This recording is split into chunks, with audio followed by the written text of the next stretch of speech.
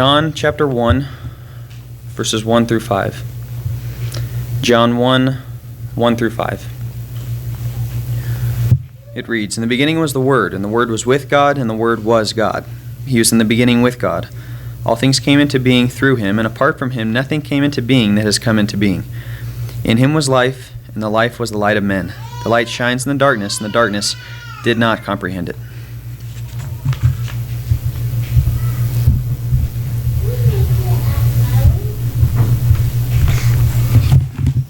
Thank you again for your prayers for us for traveling. I know a lot of people are traveling, and it's always nice to know that people have you in mind and in their prayers, and we're glad to be home. We were kind of complaining about a little bit before we left how hot it was sometimes when we go outside, but one thing that'll cure you of that is going somewhere even hotter. So we're back, and it's not so bad. It's not as bad as we thought. But it was really nice. I got to meet some of Sarah's family, and we saw some friends, and it was a good trip, and we really are grateful that you were thinking about us and that we're back with you. I wouldn't be surprised if all of us could think back to a time, and maybe even now, where there's somebody that you would really like to meet, somebody famous. In fact, if you were asked, say, "Are you a fan?" You say, "Oh yes, I'm a big fan." Maybe some of you even met your person that you wanted to meet. Maybe you admired somebody and you would jump at the chance to maybe meet them. When I talk to people about that, they either have it all planned out what they would say, or they say, "Oh, I wouldn't be able to say anything. I would just stand there and be dumb, and not be able to speak." But fans are kind of interesting. They know a lot about the celebrity. You could probably quiz them on certain trivia, and they could tell you what they like, what they don't like, and their habits and all kinds of things like that. And there's probably even some, I bet you know some people who are like hardcore fans where they even begin to resemble that person or a particular group. It affects the way that they dress and the way they act. And you'll notice that fans will connect with each other and say, "Oh, you like them too?"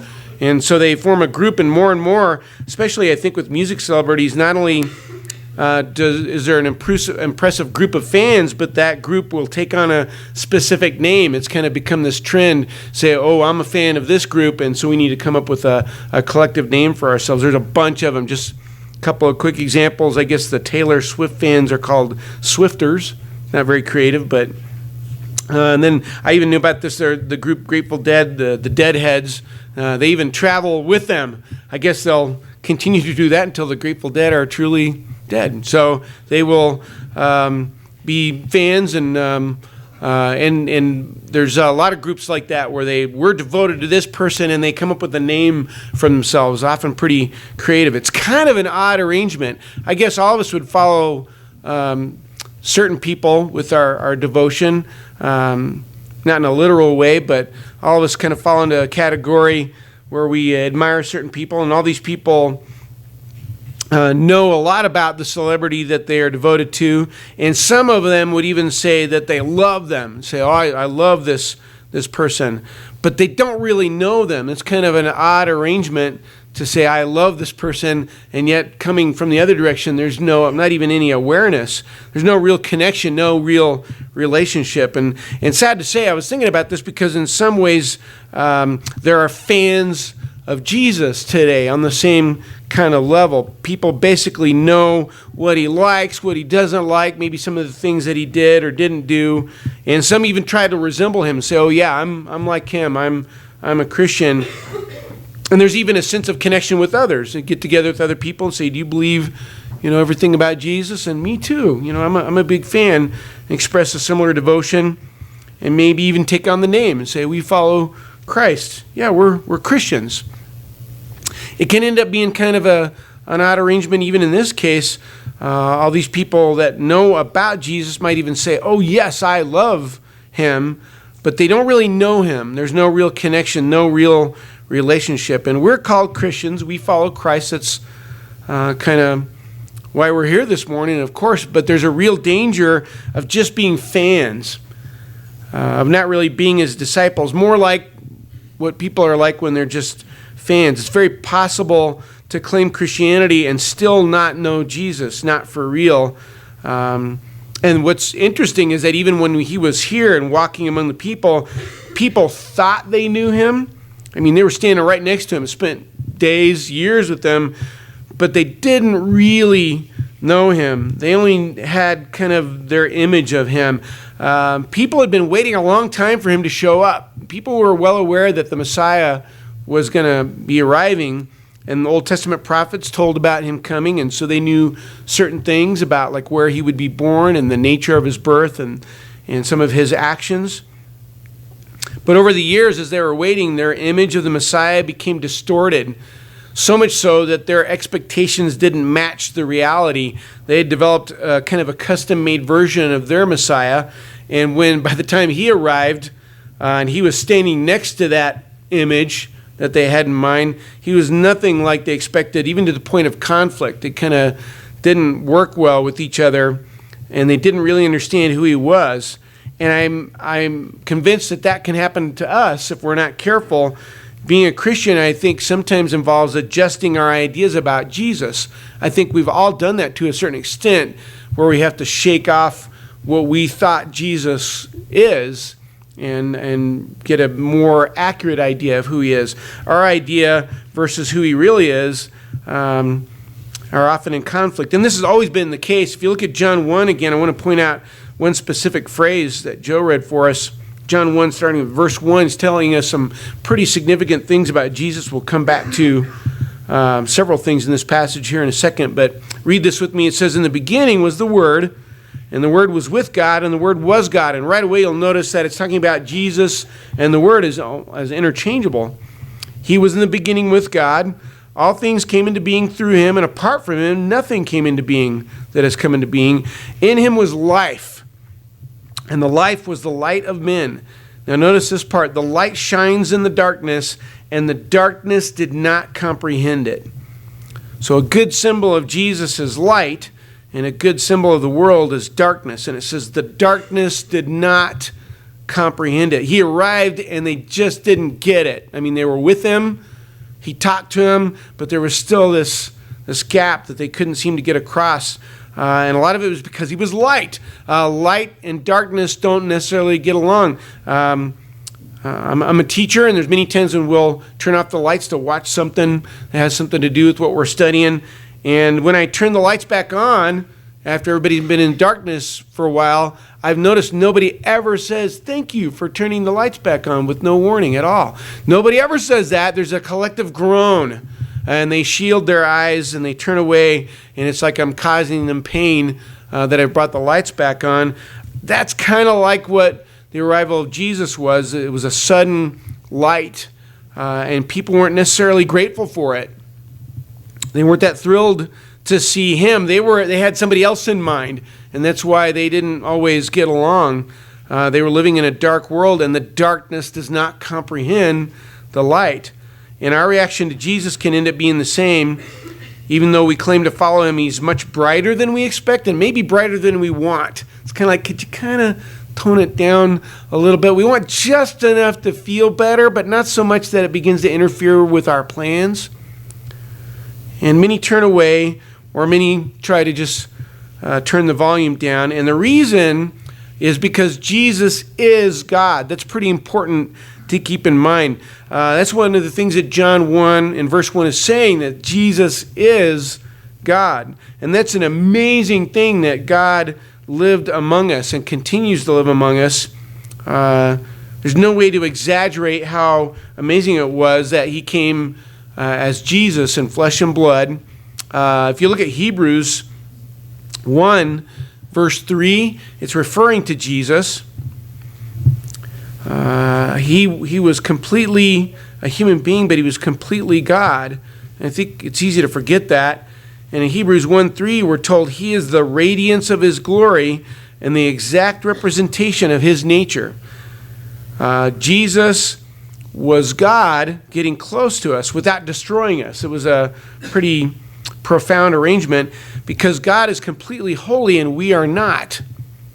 And there's a huge distance between us and him because of that. But God got as close as he could in the form of flesh and blood and became a man. And so when we read in John 1, verse 14, it says, the Word became flesh and dwelt among us. In a lot of ways, he was a lot like us. If you look over at Hebrews 2, Look at about 3 passages in the book of Hebrews if you want to stay there. Hebrews chapter 2. He was a lot like us. Since the children, this is Hebrews 2:14.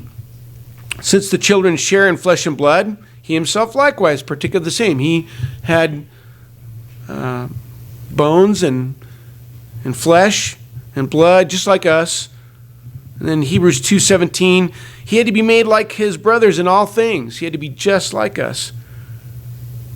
And he was even tempted in all the things that we are. Here's Hebrews 4:15. Hebrews 4:15. For we do not have a high priest who cannot sympathize with our weaknesses, but one who's been tempted in all things as we are, yet without sin. He knows what it's like to be you. In many ways, just like us. But there are some pretty important differences. You'll notice at the end of Hebrews 4:15, it says, yet without sin. He never sinned. Not one time. He was perfect. He lived his life without any mistakes. That's really what was going on. He lived his life, and he never made one mistake. And Jesus was different in significant ways, so the world had trouble really knowing him. John 1:10 says the world did not know him. Even the people that were close to him, it took a while for them to fully understand. There was even somebody who was related to him. John the Baptist, as we know him, was his cousin. And more than likely, they spent some time, since they lived in the vicinity of each other, they spent some time together in their days growing up. But if you look at John 1:26, this is his cousin talking, somebody who's known him quite a while. John 1, verse 26, among you stands one whom you do not know. This is John telling him, he says, you don't know who he is really. But then notice verse 31. John 1:31, he says it a couple of times. Once in verse 31, I did not recognize him. Notice John 1:33, I did not recognize him. This is John talking. So here's somebody who's so close to him, and he didn't fully appreciate who Jesus was. They didn't really understand. Those who were on the outside, even more so. There was, even after Jesus came back from the dead, if you look at Acts 5, there was a discussion that went on about him. Even after all the things that he did, he came back from the dead, there was still a groups of people who thought he was just somebody else. And he's compared to other spiritual leaders. Here's Acts 5:36. See, Jesus was not the first guy to stand up and say, follow me. It had happened before. And so a lot of people thought he was of that group. Here's Acts 5:36. For some time ago, Theudas rose up, claiming to be somebody, and a group of about 400 men joined up with him. But he was killed, and all who followed him were dispersed and came to nothing. After this man, Judas of Galilee rose up in the days of the census and drew away some people after him. He too perished, and all those who followed him were scattered. And the point of this conversation, they're saying, well, if Jesus is the same, then when he dies, it'll all just go away. And of course, that's not what happened. He came back from the dead, and it continues.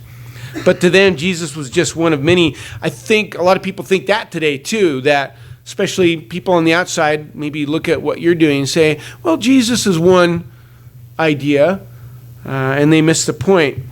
But what's really surprising is the people like John the Baptist, there were others that were near Jesus who kind of knew Jesus, and they spent every day with him for years, but they didn't really know him. If you look at Mark 4, you can see there's certain points when the apostles are with Jesus where it's starting to sink in, and I'd love to see the look on their face or maybe talk with them as it began to process in their minds who Jesus really was. It took a while for it to gradually dawn on them, and one moment was after the calming of the storm.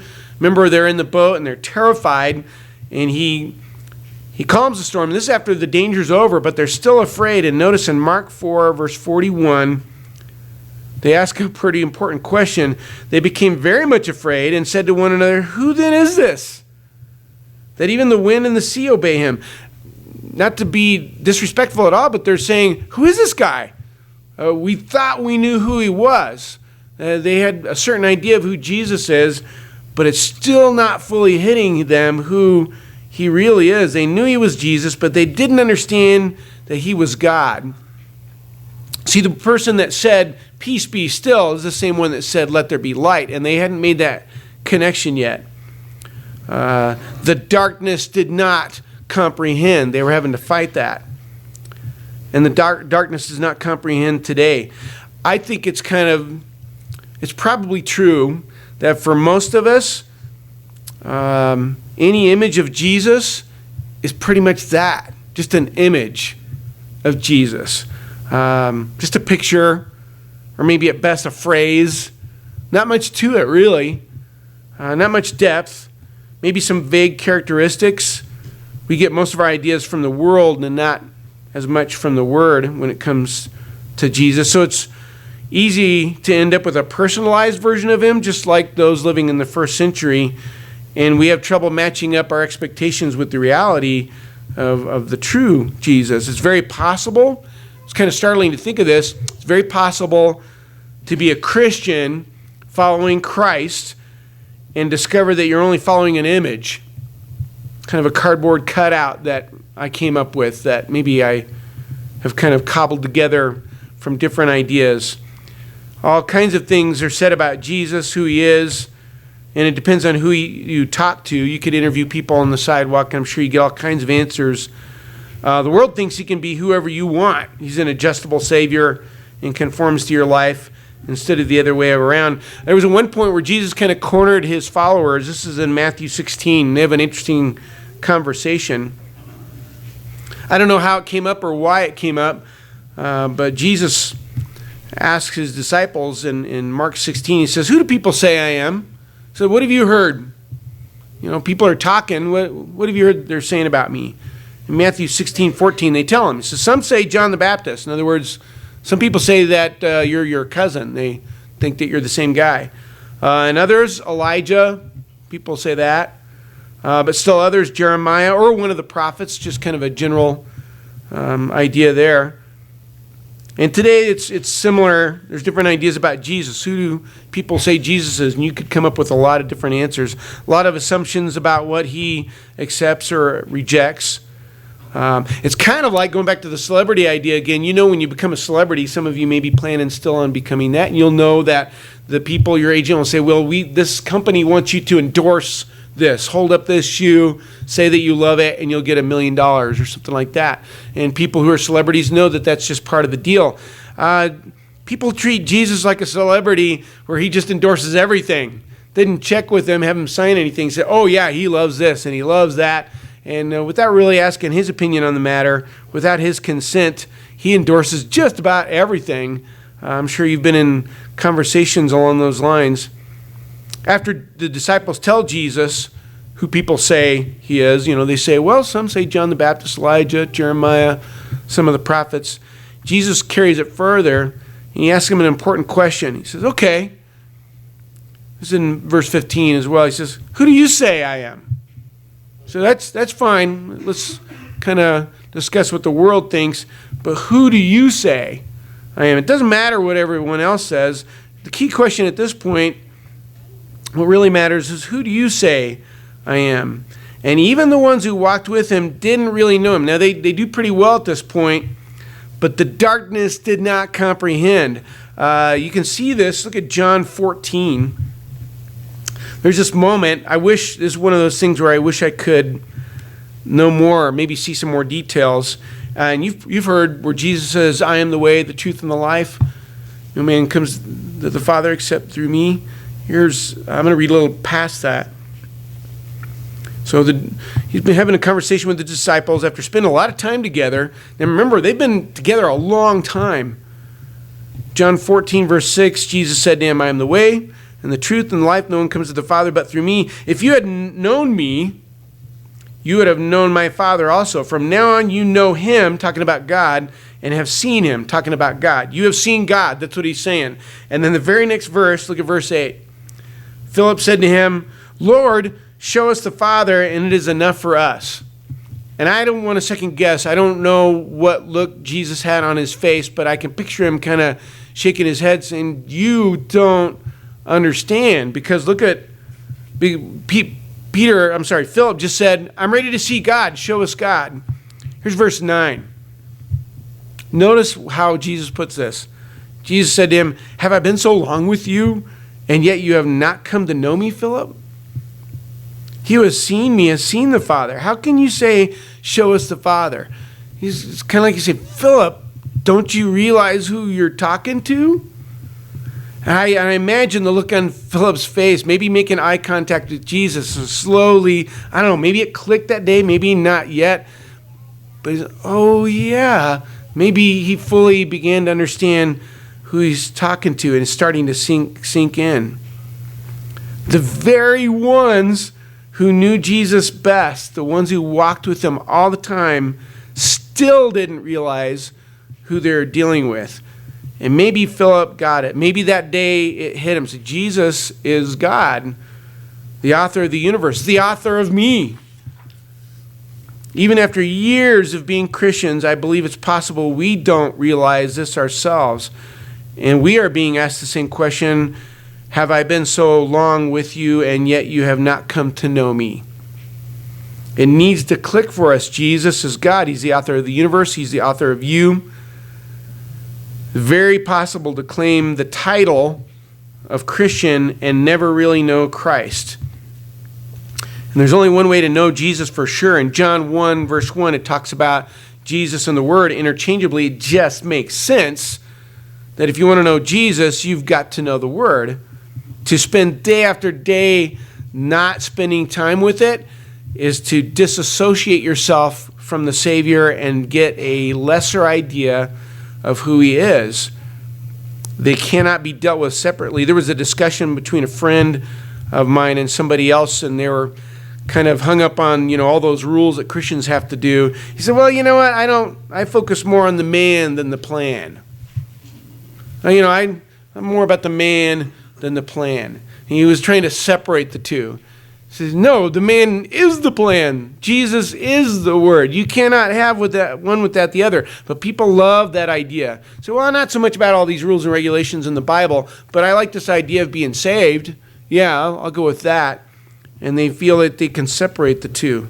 I think that's the reason people run into problems with religion. They build an image of Jesus without the Bible, and when those come into conflict, they either end up trying to fashion a distortion that's more like a caricature of Jesus, or they walk away, and we end up not knowing him at all, still part of the darkness that does not comprehend. And he becomes only an acquaintance. We're just part of the fan club.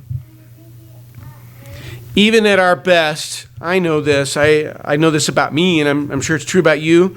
Even at our best, we'll always be learning more about him. We'll never have a complete understanding here. It's when we join him in heaven that we'll finally get, a full understanding. In the meantime, there's one more important thing to know about him, about Jesus. We may not know him fully, but he knows us. In fact, far more than you think he does, and more than you can imagine. He made you. He is your author. I like the fact that if you look at the beginning of John, it's talking about how man does not know God. But at the end of John 1:45, you kind of get the idea that it's emphasizing, that God's emphasizing he knows us. So at the beginning of John, it's saying man does not know God. But if you go to the end of John, you'll find that God knows man. Here's John verse 1, verse 45. Remember Nathanael heard about Jesus and he was kind of skeptical? And then in verse 47, Jesus indicates to Nathanael that he was already familiar with him. He says, oh, I know you. It'd be like meeting somebody for the first time and they say, oh, I know you very well. You'd kind of catch you off guard. Look at John 1:48. Nathanael's amazed. He says, how do you know me? And the answer is easy. Jesus made him. That's how he knows him. Nathanael was looking at his author and didn't even know it. Jesus knew Nathanael. He knew him like the back of his hand. With all this in mind, I guess I want to suggest this as something important to consider. It's very possible for all of us, for any of us, to take the name Christian and not really be disciples, but to end up more like just fans. Fans know details about the celebrity. They know a lot of details, what they like, what they don't like, maybe even affects the way they live a little bit. But they only know him from a distance. You probably heard of situations in the news where a fan thinks they have a relationship. and they write weird letters and end up on the doorstep, they're not devoted, they're delusional. There's no relationship there. It's a one-sided relationship. They have no grasp of reality. I think that's a danger all of us need to consider. Many of us carry around the name Christian, but it's so easy to be just a fan. So very important to not fall into that. I think the really only possible solution to that is to every day be into our Bibles to understand who Jesus is, to not end up with someone who's like him or that we want him to be, but to really know him. Remember, the darkness does not comprehend. You have to stay out of that darkness. As we get to really know him, it's important to keep in mind we don't really know Jesus, but he certainly knows us, and we get to know him better. But he has always known us. He made us. And he doesn't like the distance between you and him.